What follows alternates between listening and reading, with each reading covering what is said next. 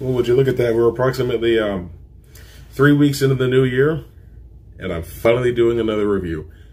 It's not even a movie that's from this year. That's what's so crazy about this. But I mean, nobody wanted to see Bad Boys, so I guess this is what I'm talking about.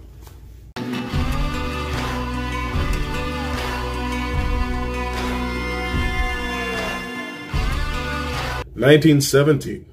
So 1917 is a story that centers around two lance corporal soldiers in the British Army during the Great War, or World War I, as they would eventually call it when the second one happens.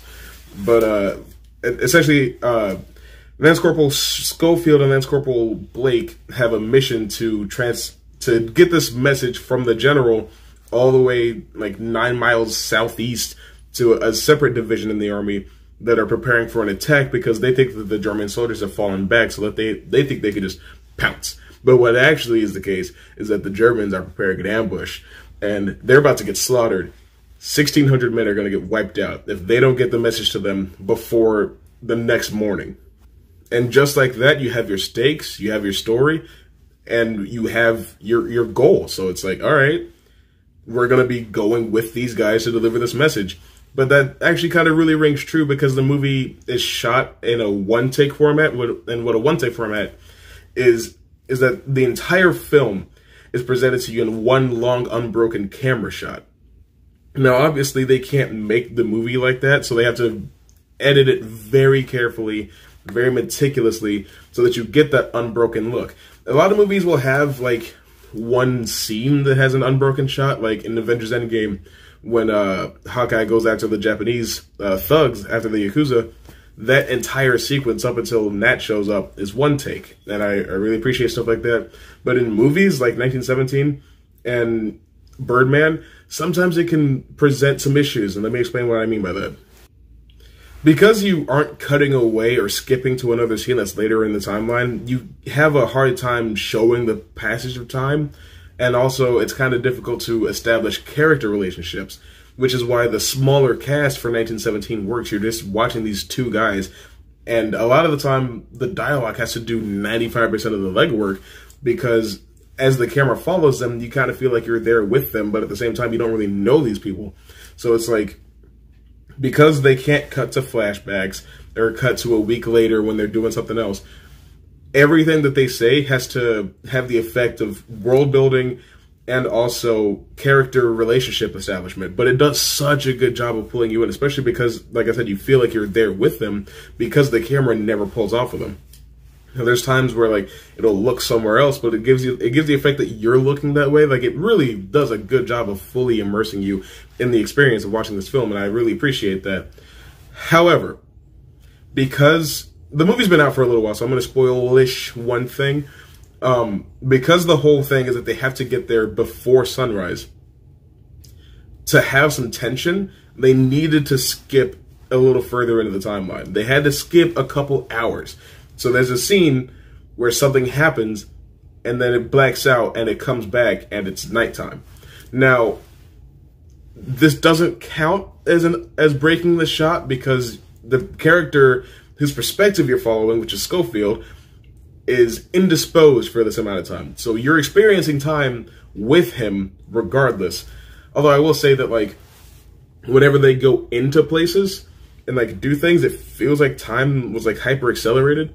Because there's this part where he goes into this this like little cabin in pitch black nighttime. 5 minutes go by and then the sun is coming up, and I'm just like, that's really weird. But you know what? I'll take it. I mean, they needed to raise attention, so of course it needed to go closer and closer to the morning, to the attack that morning. So I can forgive it because they needed to build suspense. But at the same time, it's kind of, you kind of have to suspend your disbelief in a movie that's been really realistic up until now. I also want to praise the performances in this movie. There's cameos from like Andrew Scott, who plays Moriarty on Sherlock. There's Benedict Cumberbatch, Colin Firth, Richard Madden. Of course, they're all good, but since they're only in the movie for like a little bit, they had to really sell it. But the two main guys, I wish I knew their names. They are so good at like portraying people that are like kind of just numb to war at this point. But at the same time, they're still really young, and they want to get out so they can live their lives beyond, you know, shooting other people. And Schofield is kind of the one that you don't know too much about because he's really walled off emotionally. You find out a lot more about Blake, but I will say the final shot of this movie is when you do find out more about Schofield, and it's like the most beautiful shot I've seen in a movie in a long time. It's definitely up there, top 10, probably of all time. Such a beautiful shot. But the movie also, I give this movie the same credit that I gave Overlord when I first saw it. It does such a good job of like showing the horrors of war at that time, because it was before we had the laws of war that we have now. It was basically just do whatever the hell you want as long as the other person dies. So there's a lot of like moments and visuals in the movie that just make you kind of sick. But I mean, that's war. People are just killing each other because governments have a disagreement about something. None of them want to. It's just how it is. And it's really, it's kind of rough. I feel like I should talk about cinematography, but I mean, it's a one-shot film. Of course it's going to be shot beautifully. It literally has to be. So let's talk about the score. The score is magnificent. I actually kind of want to find out who scored this movie. I didn't watch the credits. I usually watch the credits so I can find stuff like that out. But I didn't watch this time because I was with a group and we left. But man, the score is so good. It builds tension when it needs to. It tugs at your heartstrings when it needs to. It can just take you on a roller coaster. It's so well done. Like, honestly, the 1917 score is on the same level as Joker's score. Now, I don't like Joker, but it had a great score.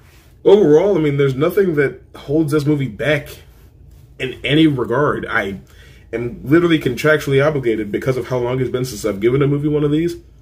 I'll have to say 1917 is spectabulous. 1917, have you seen it?